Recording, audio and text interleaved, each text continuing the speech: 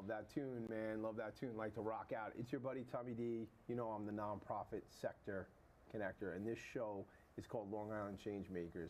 And I have a lot of fun on this show because I get to bring on people who are doing important work in the world. You know, sometimes these people are business professionals, sometimes they're nonprofit people, and in a lot of cases, and similarly today, you know, my guest is a business professional, but also does work in the nonprofit sector, and we're going to get into that. And if you know me as the nonprofit sector connector, you know how important it is to be at that crossroads where business and nonprofit get together. So without further ado, Long Island Changemakers, Jerry Blaine is here, LDI, excuse me. I knew how to say it and I said it wrong anyway, LDI Connect. Jerry, hello there, sir. Hello. I'm glad you're here. Thank you so much. My pleasure. You know, you said something right before we started, and you said, Tommy, I'm happy to be here. I like your energy. And that means a lot, man. That's really good. I appreciate that. We met at a dinner. Christina Gerler from your team, she had, there was a bunch of us getting together, some folks doing some work in the nonprofit sector. And unfortunately, you were so far across the table from me, and it was like loud in that restaurant that night.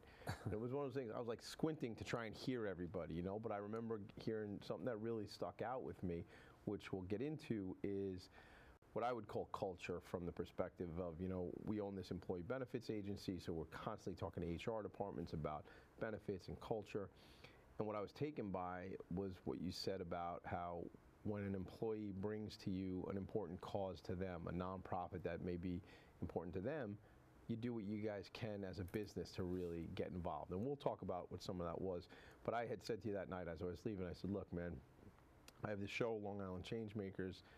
Based on that interaction we had, I said, based on what you were saying, I'd love to get you on the show to tell that story, because I think CEOs, C-level executives of other companies can certainly learn from how do I, as a business and through a culture, focus on what's important to my people. So I wanted to talk about that, but before we even get into that, you know, can you tell me about LDI Connect, how, you know, how you get into the work you're doing, what the work is that you're doing, and we'll go into that. Okay, well, very simply, we're an office technology company.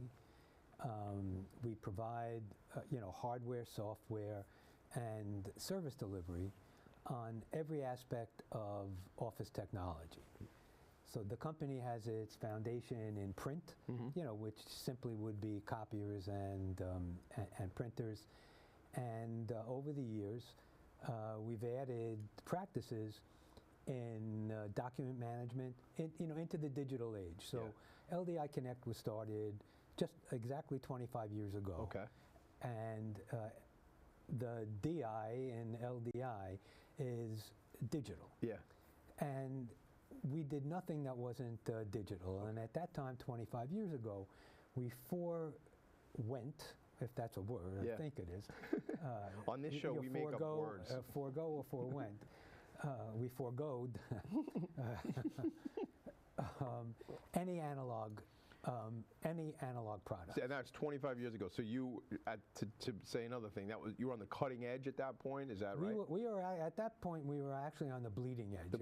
You know, we like to say that you know, we're now, you know, just a step back from the bleeding edge in terms of technology, and you know, on that cutting edge. Yeah. But then it was really a bleeding edge. Why did you want to be out there on the edge like that? What was the vision? That's where the future was going. Right. This was going to be a digital world. Yeah. And that's what we wanted to do. We wanted to be a part of it. For me, it was really a second iteration. I was, you know, president of a previous company called Leslie. Okay. We were a, you know, pretty big company headquartered out here on Long Island. We had about 600 employees at the time, and the company was sold to a public company. Okay. And there came a time where that public company wasn't doing that well, and the folks that built the other company along with me, they were looking for a place to go. And were you with that public company yourself, or no, you weren't? I did. I actually spent about 2 years with that, you know, with that public company. Okay. And then it was about another couple of years, you know, after that, that we actually launched LDI. Was that the same industry, or that was Leslie was something different? Very much the same industry. Again, except we were digital, nothing analog. We named ourselves LDI Color Toolbox because color was really the first popular digital product that was, as a printer, that was totally digital. And that really brought in the age of digital reproduction, into the everyday business world, everyday office life. So when you talk about what it was and what it is now, it was like if I have a company and I have, say 10 or 100 employees, I would come to a company like yours and purchase the machine or lease the machine, probably, that sort of thing? Yeah, but again, it isn't only that. So, the other practices that we have are, managing documents. Everything's done digitally now, right? Yeah. We're in managed IT services, and that encompasses cybersecurity products or whatever, but also architecting and maintaining companies' actual networks. Right on up to everything that they do and communicate with each other through unified communications, which you might know. Is that cloud? Well, cloud is part of it. But you would know it as voice over internet, or you would know it as Zoom or Microsoft Teams. The other part of that digital IT stuff, goes right down to the most simple product that you use every day, which is your email. So that's a very is that managed services part of that too? What Exactly. you're doing? Yeah. Okay. Got it. Exactly. Right. Yeah, so that's a managed services end. We do Pro AV. So, that's the audio visual, the softwares that go along with it. You see screens everywhere, interactive or just thumb screens. We build the boardrooms, conference rooms, for clients and manage that for them. And last but, certainly not least, is the physical security business. So there's nowhere you go now. So we're talking like hand readers or swipe cards or like that? Well, that too, the access control, the swipe cards. No, what I'm talking about are the cameras that are following you around wherever you go all over the world. Yeah. Unbelievable too, right? It's just, that's the world that we're living in, Tommy, at the moment. I know, and this, my mind, the conspiracy theory guy goes to, the surveillance state and Big Brother in 1984 and, in other parts of the world, they got the facial recognition and, I've heard, like, if I want to go sometimes into the conspiracy and go down the YouTube spiral sometimes, you think like, I've heard, eventually, or at least in other parts of the country, in other parts of the globe, they have all this facial recognition software, and your social capital, I think is the way they say it, is connected to that, and they can just like turn off your access to money and all these different things if you're a bad person. A little scary, maybe a little futuristic, but well, there are bad actors, obviously, right. that take advantage of that. But yeah, the cameras are prevalent. Yeah. I can go to a restaurant tonight and look up, and you're going to see, many cameras. They're everywhere. You know what? It's cool too. With AI, I think of AI as like, ChatGPT, and it's going to help me like craft an email, right? So I was talking to a guy who owns a bar, a restaurant by me, and he says like, Tommy, you don't know, but like I can hear, I have like whatever he has, speakers or whatever, I can hear every conversation, the AI can hear every conversation that my bartenders are having with patrons, with customers. And he knows, and the AI will pick out if they're giving away too many drinks and different things, like buybacks and stuff like that. And it's a brave new world, as they said. A little Aldous Huxley there, I mean, imagine, the most sacred place of all. Yeah, right, exactly. Ironically, yeah, really, we're supposed to get away with everything, right? Yeah. But it's interesting, all that technology. Were you a kid who loved technology? Like, was that a thing for you or no? No, I would consider myself of average knowledge, and when it comes to our business, I'm still in the average category. Sure, yeah. But a majority of our people are subject matter experts. Yeah. And in the various disciplines, and they're the ones that advise our clients based on what their needs are, and we'll recommend the appropriate, product and service, to meet their applications. Who is the right size client for you? I mean, is it, the thing that a lot of people say with questions like this is, well, small and medium sized business to me, which is really doesn't help answer a question to me. Like I say, in our business at the agency, we think we best fit companies between 25 and 250 employees who are looking to utilize benefits to attract and retain talent. And then I go even deeper into geography. I say, Nassau, Suffolk, 5 boroughs of New York City, that sort of thing. Because I think in networking, connecting, and relationships, it's like, how do we be as specific as possible? So where do you all feel, from a growth perspective, who do you want to work with? Okay, that's the easiest question for me to answer. Perfect. Because the answer is everybody. So we have somewhere around 3,500 clients, oh, wow. Between 3,500 and 4,000 clients. And it's right from a dental office or a doctor's office. Our largest client in many of the practices happens to be in the healthcare. Yeah. They're a very large, healthcare system. Okay. The larger clients are the largest law firms in the world. Is that right? Oh, wow. yeah. And financial services firms. We have, lots of those that have offices all over the country, and it's us that, provides not only the product but the service for that also. And then, as I said, you can move on down the ladder or right in the middle. So there really is no one really special client. Sure. I feel, and we're very proud of the fact that we can help everybody. That's great. Even to that small, as you say, dental practice or medical practice. Absolutely. Got it. Okay, good. All right. Well, thank you for that.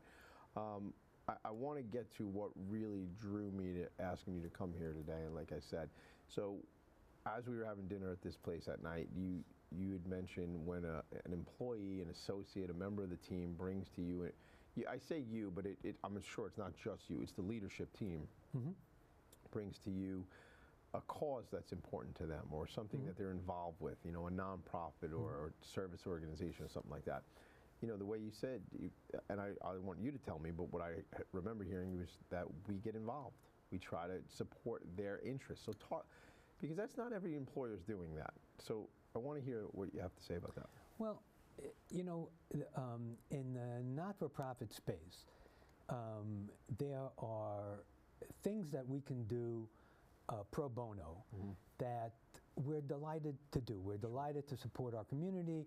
It's really it's in our DNA. When we started the company, it was with mature people. We were a startup. We had literally, zero clients, zero revenue, and the first 17 people that we started with were people who I knew, who I'd either worked with before or I knew them from the industry. They were mature people, and they were good, solid citizens. Right. And with them came, stuff that they had been doing, in their own communities. And, part of what we agreed to do, we didn't have to agree to it, was just a natural thing. We would support the not-for-profits that they were part of, and that just, filtered on down, into the company. The not-for-profit was having a gala. Right. They needed stuff printed or whatever. I mean, we would do that. We had, showrooms in Manhattan. We had showrooms out here. We would be happy, to do stuff like that. And then, of course, if any of our employees comes to us and said, look, I'm going to vote with my feet too, not just giving stuff away, but I want to be part of it, part of that not-for-profit. I want to be on the board, and I want the company to, to support that not-for-profit too. And we do that. That's great. Again, what that does, from my perspective, is builds loyalty with the rank and file, with everybody, because that means, look at this employer. This is who I work for. This is a good corporate citizen, as we talk about now. In a time when corporate social responsibility is so important, And I believe sometimes companies, I think like the bigger, the flashy publicly traded companies and stuff like that, sometimes I think they do these things just for marketing. And maybe that's me. And I'm not a negative guy. I mean, you know me a little bit. Yeah. I'm pretty positive but I think sometimes it's about the branding and the commercialism and not all the time about the but that's what I see in those big companies. I don't see that work. Well, I'm not going to speak for anybody else. Right, yeah. But, certainly within our own company, we do also business with Sure. not-for-profit companies. Yeah. We're not going to turn that away. The only thing I can tell you is that we treat them like every other customer or every other prospect. If we're not the right solution for them, then we don't want them as a client. Not good for them, and it's not good for us. Yeah, totally agree. And our firm, Vanguard Benefits, we love to do work with the nonprofit sector. So, you make a choice too, who you want to work with, and I want to just pivot if we could to. You mentioned you personally are involved 3 different boards of nonprofit organizations. Mm-hmm. Yeah, did you say you chair 3 different boards? I chair two, and I'm on the board of another one. So can we mention some of the ones you're connected to? Sure. Yeah. Okay, so because I mean the one we started talking about before we started the show. I know that called the Corporate Source. Corporate Source. Right. So you're familiar with that. Yeah. Let's talk about that. Yeah, and that's probably the second most interesting. One for me. It's an agency where there are approximately 400 people with various disabilities who go to work every single day and get a paycheck and are the masters of their own financial destiny, even through the disabilities that they have, which might exclude them, from working in a so-called corporate environment or any place else for that matter.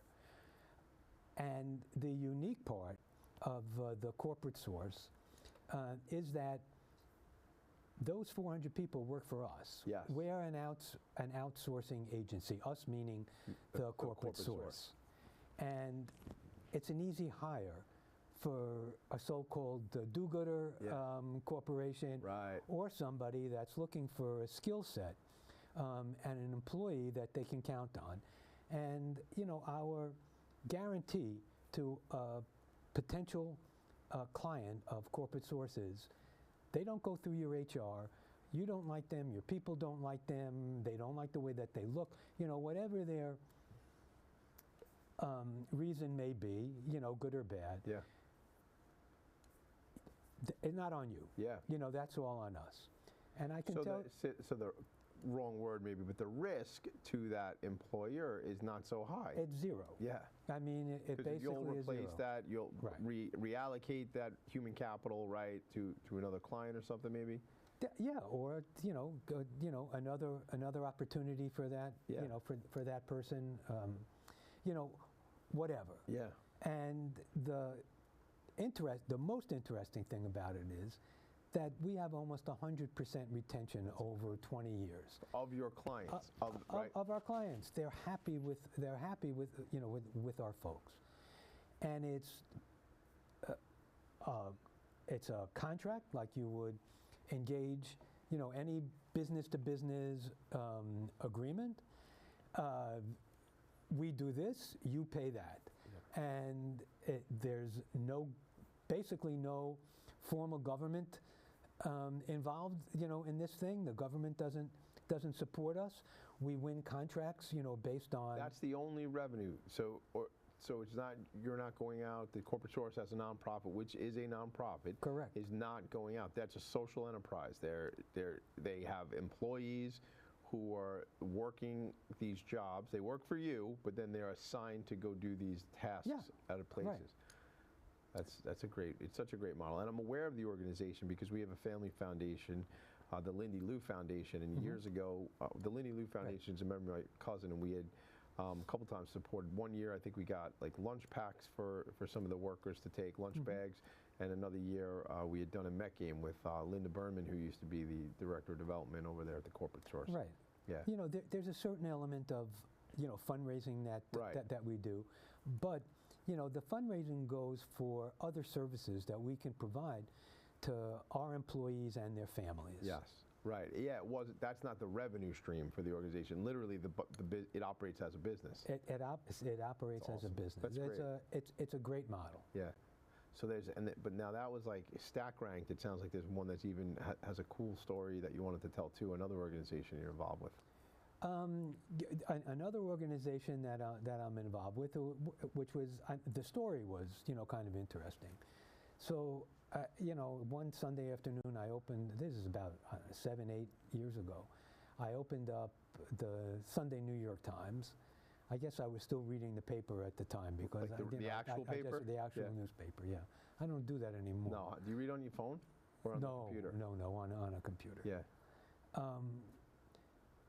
And there's a story about this guy just got out of Harvard, you know, graduated, and he went back to his old neighborhood in Brooklyn, Brownsville, Brooklyn. I don't know if you're familiar with the area Tough or whatever. neighborhood. Yeah, it's a Yeah. tough neighborhood. And he came out of Harvard and he started an organization that I was stunned at what the purpose of the organization was, which was to provide employment, you know, for kids in the neighborhood, kids who are at risk, you know, meaning that they're not in school and they're not at work. And, you know, they were basically, you know, teenagers to, you know, maybe early 20s or, you know, something like that. And the basis of the business was providing exactly stuff that we did with print machines. Really? Yes. You know, whether it was doing graphic design, doing brochures, you know, through, you know, various why graphics. was that interesting to him, that particular industry? Was it interesting to him, you mean? Yeah, like how did because there was a great skill set that he personally could, you know, or engineer, you know, to teach these kids, you know, which would be a trade, and get them interested in something that, you know, they might enjoy. And it's morphed into, you know, a lot of other, you know, disciplines also. And we had a showroom full of the stuff that they needed. Sure, it's perfect. So I called him up. He wasn't hard to find. And I said, hey, look, you know, we got this, you know, wonderful showroom in the city. And, you know, out here on Long Island, but, you know, they were in, you know, they were in Brooklyn. And he asked me what my connection was. I said, that's where I was raised, you know. Are you from Brownsville? Yes. Oh, wow. So, you know, I spent a lot of my childhood there. I knew the neighborhood. I knew what these kids were up against. You know, I went through it myself. And I said, you know, like, let's get together. And, you know, the guy is like a saint.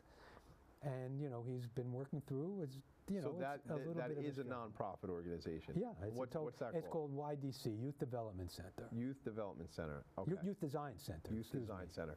So you and LDI Connect become like the corporate connection for that, as well as the place for them to go do the programming and the training and stuff. Yeah, exactly. That's awesome. Well, I have another show called Philanthropy in Focus. I'd love to get the executive director or the CEO of that show, of that organization.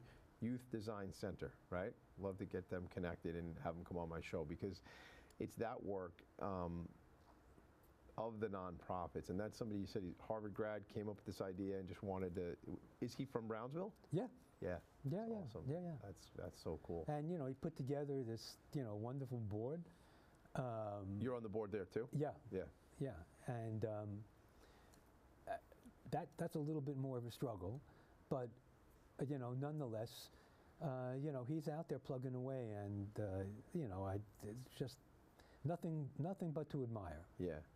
Yeah, you know, it's those sort of stories that no one has to do any of these things. You know, no one. It's that draw that people have. And, you know, in this case, he's from Brownsville. He goes to Harvard, so feels the affinity to his neighborhood, right? So wants to give back. But there's another option. You don't go back. You Right. know, that's a choice. Nobody makes anybody do anything, and I love to meet people who make that choice to say, no, no, no, I came from there. I wanna make it better. I wanna go back and help young people. And the fact then that you see it in the Times, and you know, Yeah, there it's was one of those things, man. right.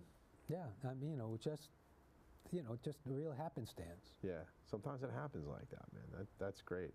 What is that an organization? They have big galas and stuff like that, or They're aiming at that. yeah. So do they also? Are they these young people who learn this trade? What does that look like from a vocational perspective after Yeah, that? so a lot of them, have moved into film now, No kidding.